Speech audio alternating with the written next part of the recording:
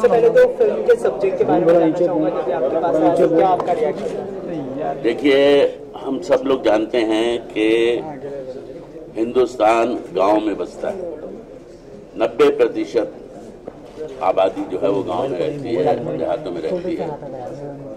और हम जिस भी चीज का इस्तेमाल करते हैं, चाहे वो अनाज हो, सब्जी हो, दालें हो, चावल हो, वो सब गांव से आता है। शहरों में कुछ पैदा नहीं होता।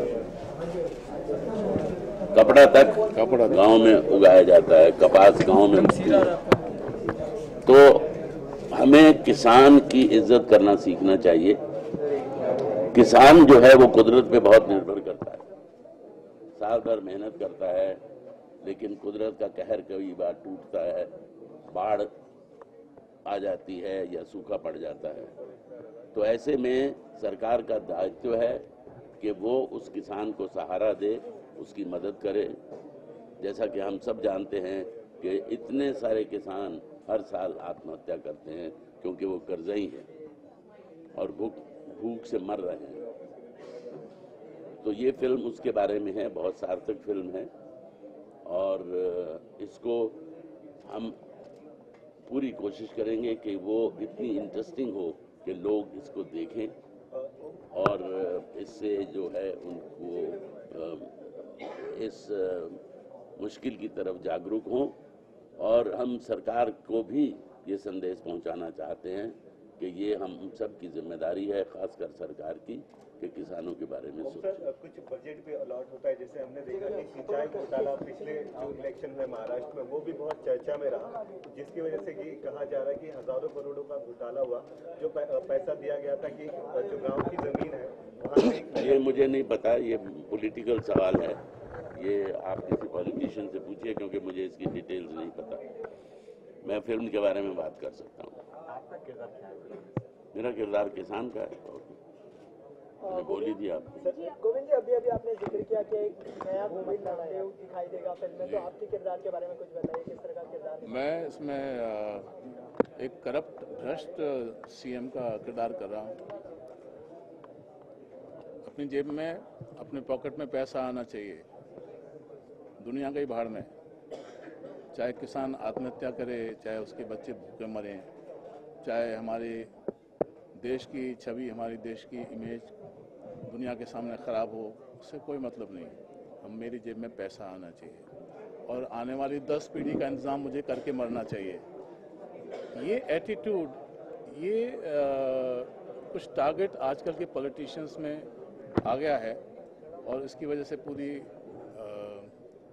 किसान कौम और दूसरे आम आदमी सफ़र कर रहा है।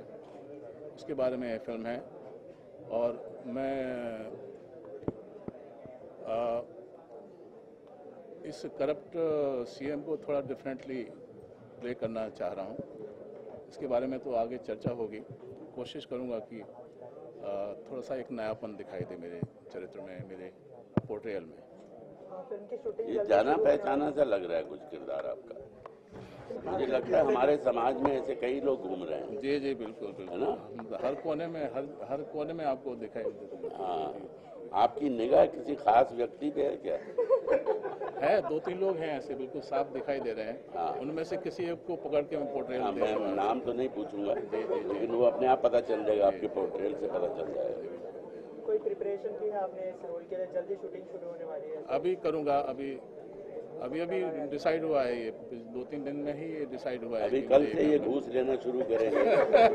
अभी इन्होंने शुरू नहीं किया है, वही तैयारी होगी फिल्म। जी, बहुत कुछ करना है, आने वाले टाइम में आपको मालूम पड़ेगा। सर, हम इतने असहाय क्यों हो गए कि इस तरह की चीजें अगर होती हैं, हम रोज पढ़ते भी अखबारों में, लेकिन हम चाह के भी उसको बदलना भी चाह रहे हैं, तो हम वहाँ तक पहुँच नहीं पा रहे। तो आम जनता भी बहुत असहाय महसूस कर रही है। इसका कारण क्या मानते हैं और इसके उपाय क्या होने चाहिए, अगर आप कुछ बताएं? ये तो उपाय तो देखिए सरकारें कोशिश कर रही हैं, लेकिन अब ये है कि शोर मचना चाहिए। अगर शोर मचाते हैं तो काम होता है। और ये जैसे कहावत है, ये भी एक हिस्सा है शोर मचाने। ये शोर मचाने का भी हिस्सा है कि जब तक बच्चा रोता नहीं, माँ भी दूध नहीं पिलाती, भूल जाती है। तो ये वही बात है, हमें चिल्लाना होगा, हमें चीखना होगा और ध्यान दिलाना होगा सरकार का, क्योंकि इसके लिए हम आप जागरूक हो सकते हैं। और जागरूक होकर हम क्या करेंगे? हम चिल्ला सकते हैं, हम सरकार को मजबूर कर सकते हैं, सरकार का ध्यान इस तरफ दिला सकते हैं, ये हम कर सकते हैं। आप लोग क्या कर सकते हैं? आप अपनी कलम के जोर से पेपरों में, मैगजीन्स में, टेलीविजन के जरिए बात कर सकते हैं। जैसा मैंने कहा कि आप चिल्लाएं, चीखें, ताकि उनके कानों तक ये आवाज़ पहुंचे। तो ये हमारी जिम्मेदारी है। Thank you sir, best of luck. Thank you, enjoy the मील।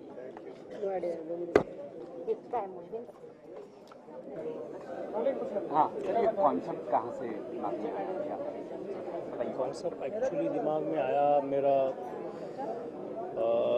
ये एक्चुअली सच कहूँ तो 2007 वर्ल्ड कप जब था, इंडिया ने फर्स्ट वर्ल्ड कप जीता, और मिनिस्टर का नाम देना नहीं चाहूँगा, पर उन्होंने 6 सिक्सेस पर एक क्रिकेटर को 1 करोड़ बांटे। नेक्स्ट डे पेपर में मैंने पढ़ा कि विदर्भ ये वो सब जगह मर रहे हैं, and he is himself is handling the agriculture minister. तो मुझे लगा कि ही कैन डू, मतलब क्रिकेटर को 6 पे 1 करोड़ बांट रहा है। 1 करोड़ से ना जाने कितनी औरतें विधवा होने से बच जाती, उनको इतना नहीं पता, उनका कर्जा भी कितना है, 25-50 हज़ार 65 हज़ार। तो ही cannot do on that front. तो वहाँ से मेरा स्टार्ट हुआ। फिर ग्रैबिंग करते करते मैं लिख नहीं सकता, इसलिए मैंने सब स्टोरीज कलेक्ट की। ये वो आर्टिकल्स, पी साईनाथ के आर्टिकल्स जो टाइम्स ऑफ इंडिया के लिए लिखते हैं, संदीप हरदीकर, ये वो किशोर तिवारी जो विदर्भ जन आंदोलन समिति चलाते हैं नागपुर में, उनसे पर्सनली इंट्रैक्शंस किया नागपुर जाके, ये वो उधर कंडीशंस देके। फिर पर्सनल ग्रीवेंसेस मैंने पेपर आर्टिकल्स ही पढ़ा मैंने ज़्यादा करके, ST कैफे, बड़ा times of India, Indian express, जिस लोगों ने बहुत हार्ड कोरली, वेरी हॉनेस्टली उसको कवर किया। पर्सनल ग्रीवेंसेस पढ़ के फिर स्टोरीज कलेक्ट करना शुरू किए थे। I started crafting very slowly, आराम से, क्योंकि फैक्ट्स के साथ डील कर रहा हूँ। मुझे कोई भी सीन, एक सीन के बाद अगला सीन इलॉजिकल नहीं चाहिए, जो नॉनसेंसिकल फिल्म नहीं। अरुण जी, सवाल ये है कि अभी हाल ही में जो चुनाव हुए महाराष्ट्र में, उसमें 2-3 चीजें खास करके जो मैं उप मुख्यमंत्री रहे, सिंचाई मंत्री भी थे, वो उन्होंने एक जगह किसानों को धमकाया कि अगर पानी नहीं आता तो वहाँ पे क्या मैं पेशाब करूँ, उन्होंने इस तरह का लैंग्वेज यूज किया।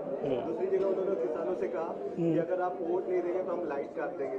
फिर उनका जो जिस तरह का एटीट्यूड था और सिंचाई घोटाले में वो अपराधी भी माने जा रहे हैं, तो वो सारी चीजें भी आप इस फिल्म में दिखाने की कोशिश करेंगे क्या?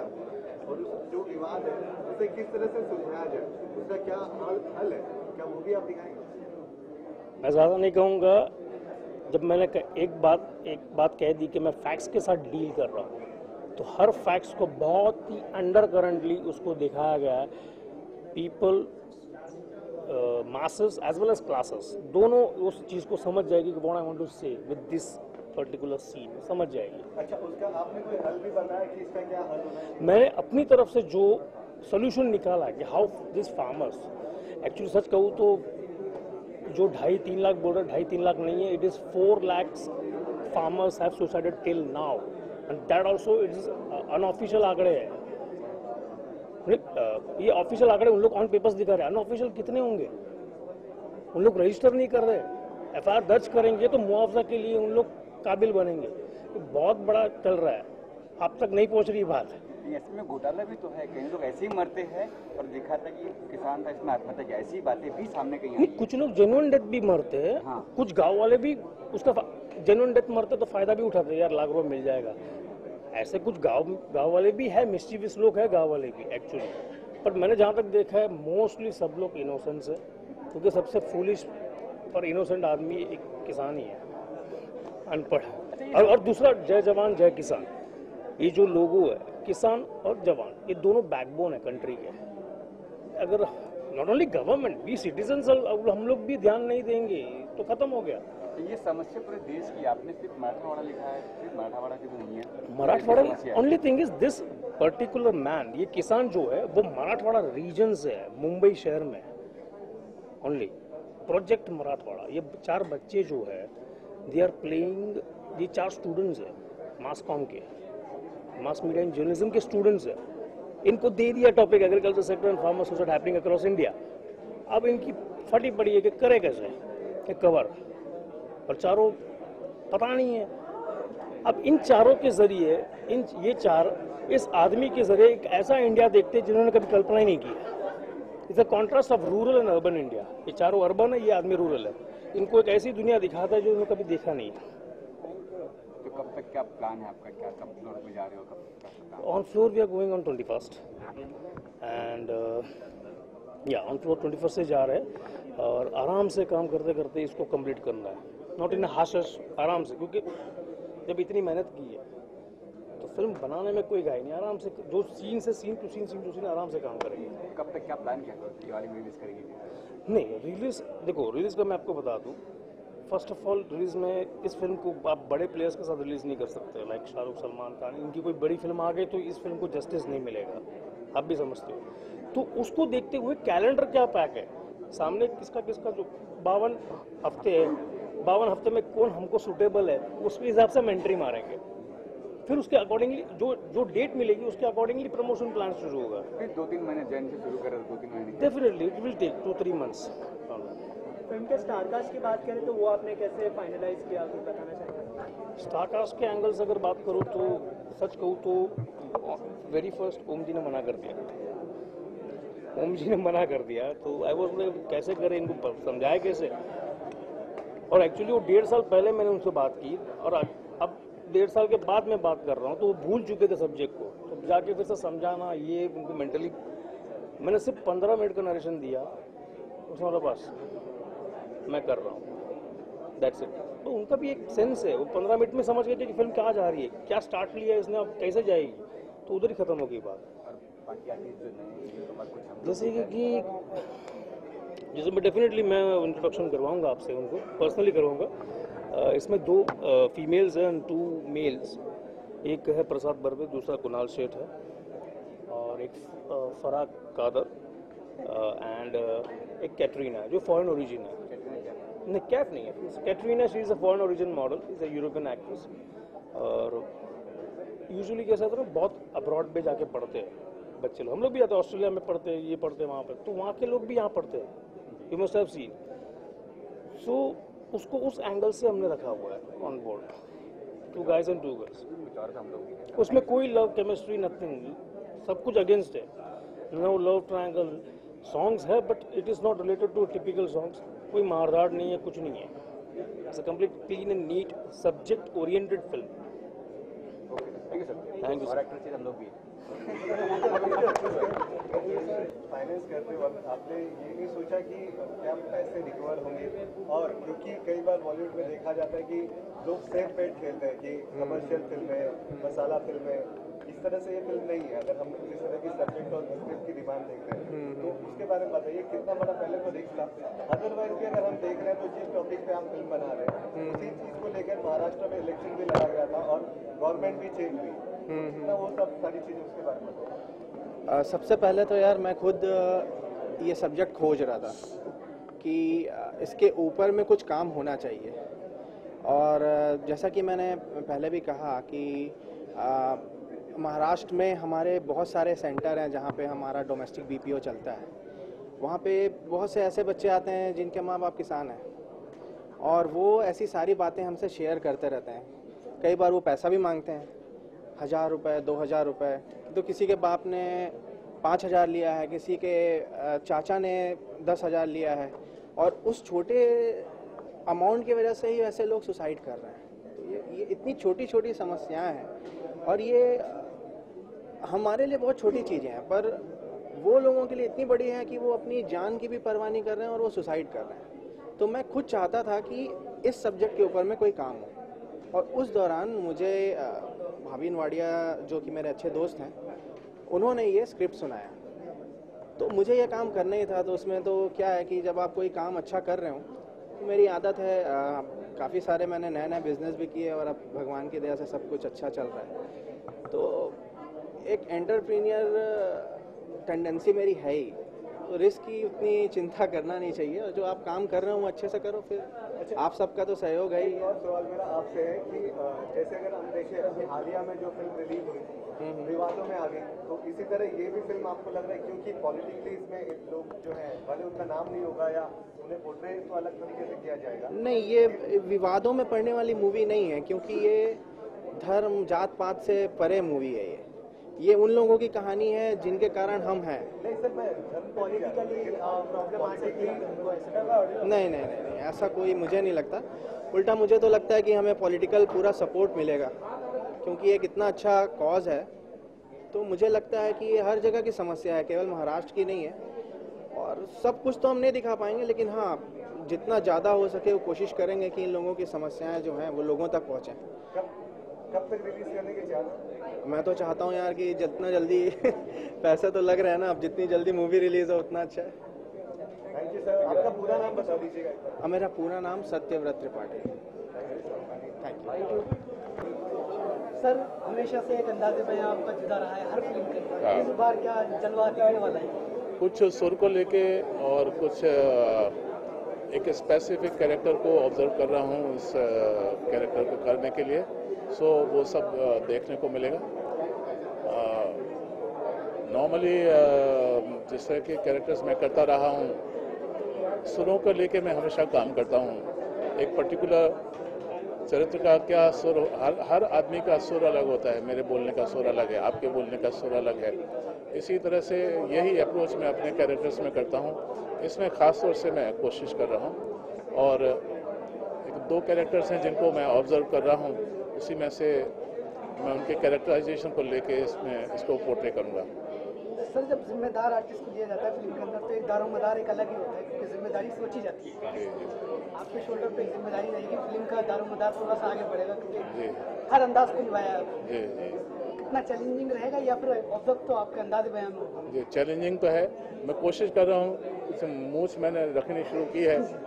ये कुछ इस तरह का थोड़ा सा मराठी लुक लेके आऊँगा, जो मैंने इसके लिए उगानी शुरू की है। देखते हैं कहाँ तक जाती है, और अभी 10 दिन के अंदर वो पूरा जो मेरा लुक है डिसाइड हो जाएगा, मेरा अपीयरेंस डिसाइड हो जाएगा। सर, फिल्म की स्टोरी में क्या बेस्ट लगा जो आपने? हाँ, मुझे बेस्ट लगा किसानों की समस्या, जिसकी वजह से वो आत्महत्या करते हैं। उसके बाद ओमपुरी, ये दो चीज़ें मेरे लिए काफ़ी थी।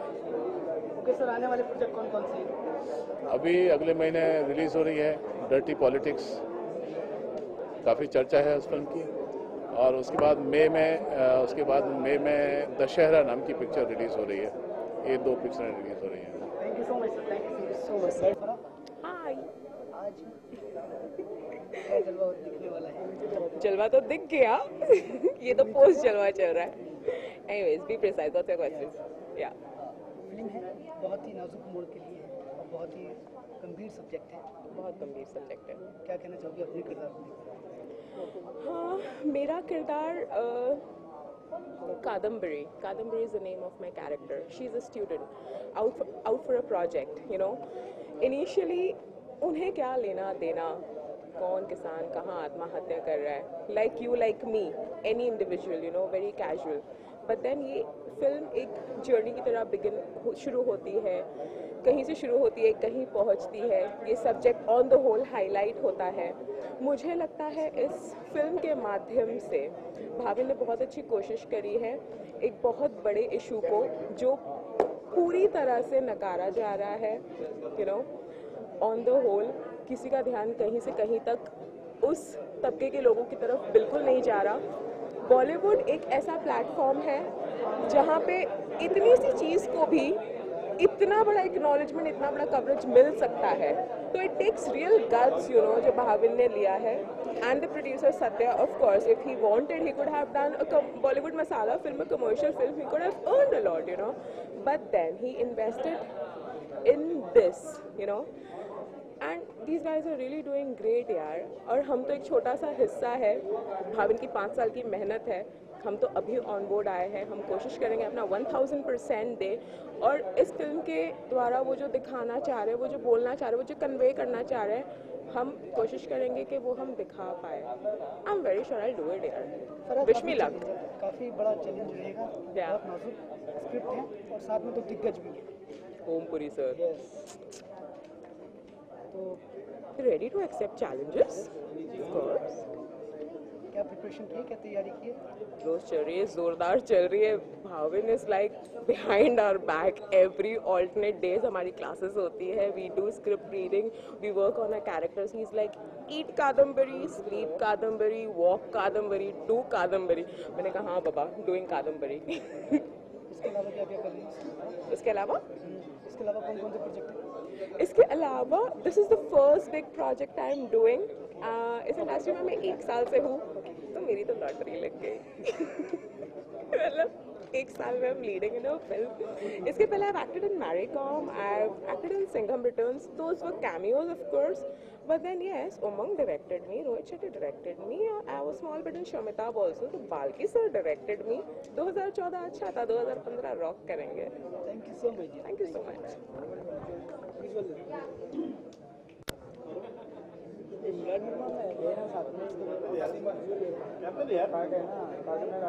अच्छा ये सब तुम लोग रिकॉर्ड करके सब अपने पास नहीं रखना, मुझे दिखना चाहिए टीवी पे। Of course ma'am. हाँ, लिंक भेजोगे ना? Thank you.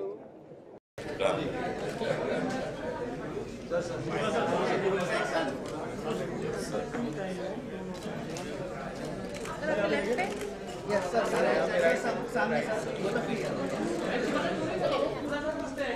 उपाय नहीं।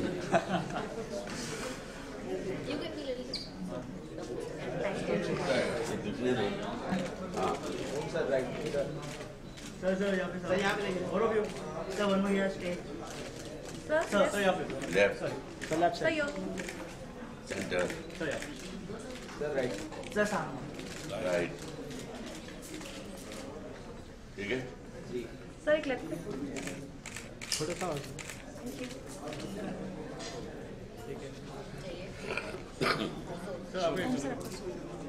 सेंटर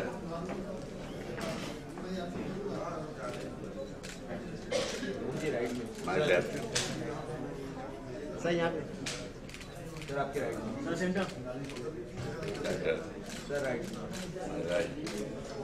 सर, यहाँ पे सामने सर, सर यहाँ आइए सेंटर। हाँ सर, यहाँ पे सेंटर सर, यहाँ पे वही सर, स्ट्रेट सर, यहाँ पे sir, right sir, right Govind ji थोड़ा सा चेक करिए,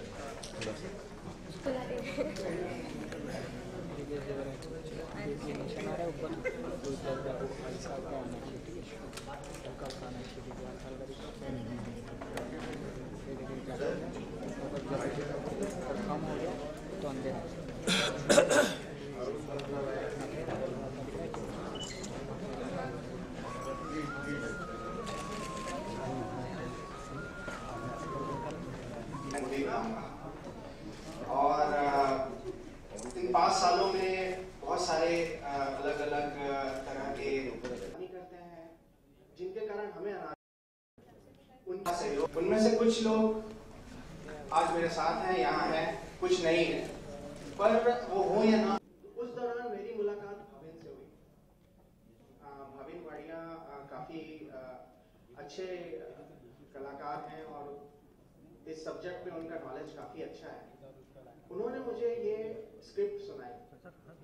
जब उन्होंने मुझे ये स्क्रिप्ट सुनाई तो मुझे लगा कि हाँ, इसके ऊपर कुछ काम होना चाहिए और अगर इसका 20% भी हम कर पाए तो बहुत तहे दिल से शुक्रगुजार हूँ कि इन्होंने हामी भरी और अपना सहयोग हमें दिया।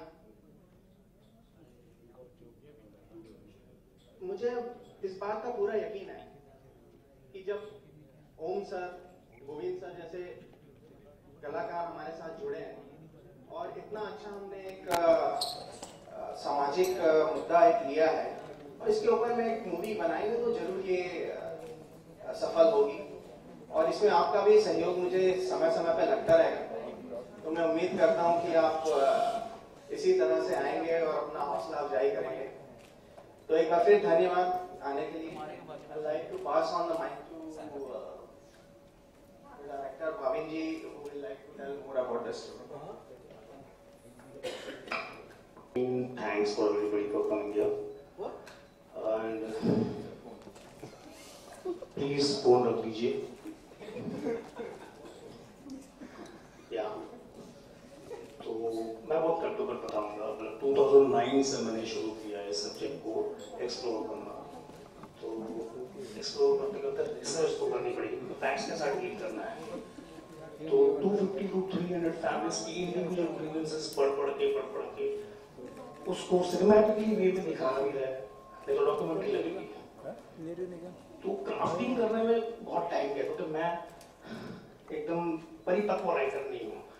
तो मेरा हाथ अच्छा है बट मुझे टाइम लगा उसको क्राफ्ट करने में। 5 साल निकल गए। 2012 रजिस्टर करवाया। देन आई मेट, आज से 1.5 साल पहले मैं उनकी के घर भेजा के मैंने उनको सुनाया। तो उस वक्त उनको बाउंस देख दी, उन्होंने तैयारी दिखाई बट टाइम लग गया। फिर 1.5 साल और पर डिले हो गया। Then finally I started. काफी उनको मैंने उनके बारे में समझाया, स्क्रिप्ट के बारे में समझाया। तो जैसे उन्होंने हाँ बोली, आई वाज नो यही चाहिए आदमी और कुछ नहीं चाहिए, because he has the rough and tough rural look जो ये रोल और कोई नहीं कर सकता। और अबाउट मी अपने बारे में बताऊँ तो मैं 10-12 सालों से थिएटर शॉर्ट फिल्म्स काफी बनाई हैं। तो this is my first directorial debut venture. And जैसे गोविंद जी, अब एक माइंडसेट क्लियर था। सीएम गोविंद जी की सेकंड ऑप्शन में सोचना ही नहीं है, तो उनको भी कन्विंस करवाना about the script, about the role, ये दिलीप जी। तो एक करके जो मेरे पहले चॉइसेस सब रेडी होते गए, तो मैं तो मुझे लगा कि चलो everything is getting right. Then the casting process happened with this 4 guys. एक कैटरीना है जो फॉरेन ओरिजिन है but she is shooting somewhere in Goa, तो आज वो आ नहीं आ पाई। एंड बस ये चारों की कास्टिंग करने में काफी समय लग गया। And finally thanks to my producer, he believed in the subject and giving me this break. And let's see how it goes. Helping us. Thank you. And I will hand over to my mic to Mr. Umpuri.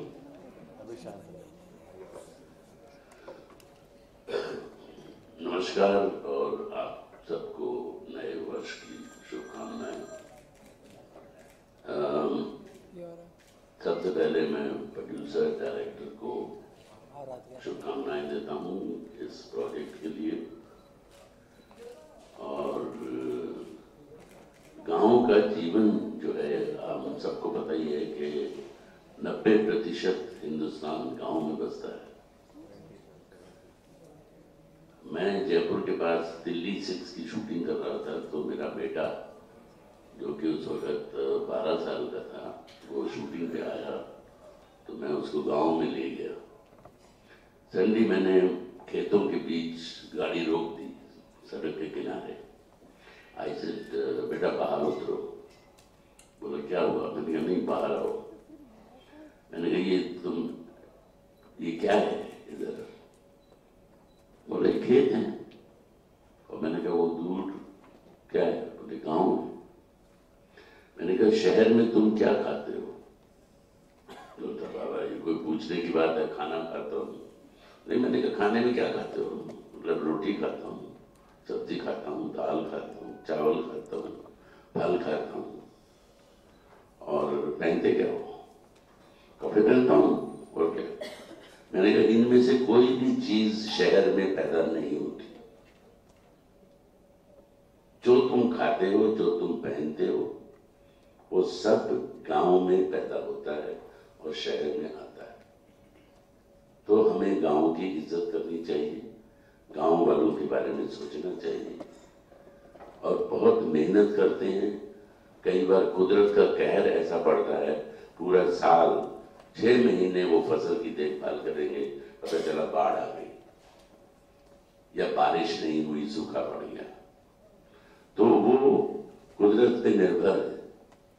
तो ऐसे में सरकार का फर्ज बनता है कि वो किसान जो हम सबका पेट भरता है, मेहनत करके जो चीज वो 5 पैसे में बेचता है उसको हम 2 रुपए में खरीदते हैं। इतना फर्क है। कुछ 2-3 साल पहले पंजाब में आलू इतना ज्यादा हुआ था कि 50 पैसे किलो बिक रहा था। तो किसानों ने कहा ये तो हमको मंडी ले जाने में ही मुश्किल होगी, हमको ऊपर से पैसा डालना पड़ेगा। तो उन्होंने गुस्से में आके ट्रक भर भर के सड़क पे आलू फेंक दी as a protest to wake up the government. और सरकार से अगर पूछो कि साहब एक प्रदेश में इतना अनाज पड़ा सड़ रहा है और दूसरे प्रदेश में कमी है, तो वो अनाज दूसरे प्रदेश में क्यों नहीं जा सकता? ये शरद पवार जी से किसी ने टेलीविजन पे पूछा था और उन्होंने कहा कि संविधान में इसका प्रावधान नहीं है। ये तो शर्म की बात है। प्रावधान नहीं है तो प्रावधान लाइए। मतलब हम सब एक ही तो हैं। एक प्रदेश में अनाज सड़ रहा है और दूसरे में उसकी कमी है। एक जगह सब्जी 80 रुपए किलो बिक रही है, दूसरी जगह 10 रुपए किलो बिक रही है। तो ये जो वितरण की समस्या है हमारी, सरकार को इस तरफ ध्यान देना चाहिए।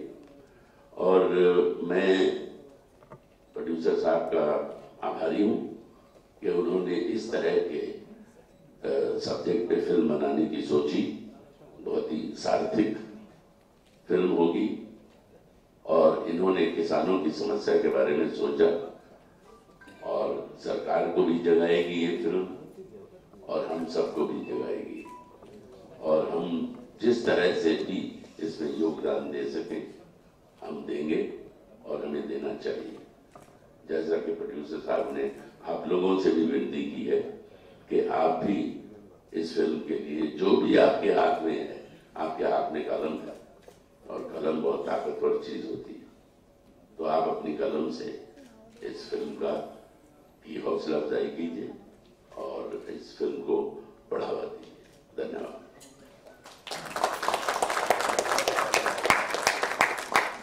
Now I will request Govind sir to say a few words about the film. नमस्कार। मेरे ख्याल से ओम जी ने सब कुछ कह दिया है। बाकी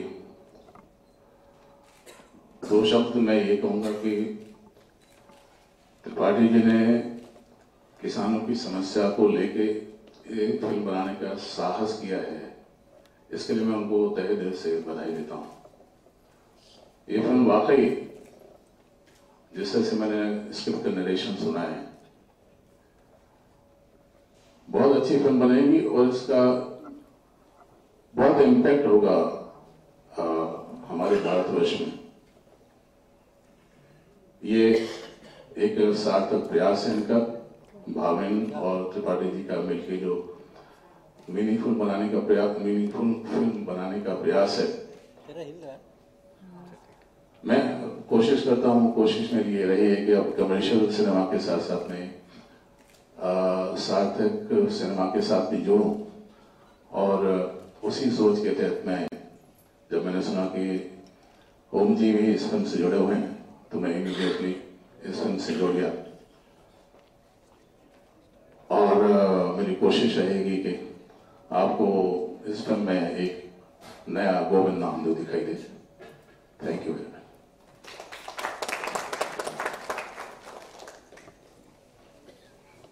Any questions?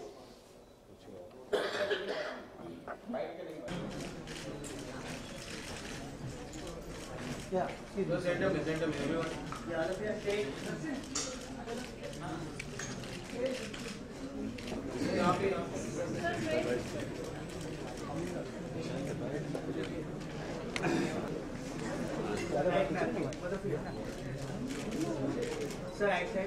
हो गया है। अरे जो जैसा होगा ठीक है।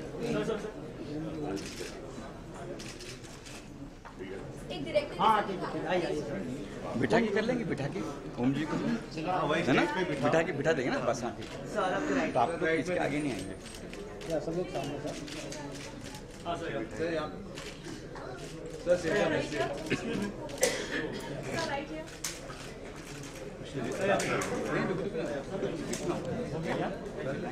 चलो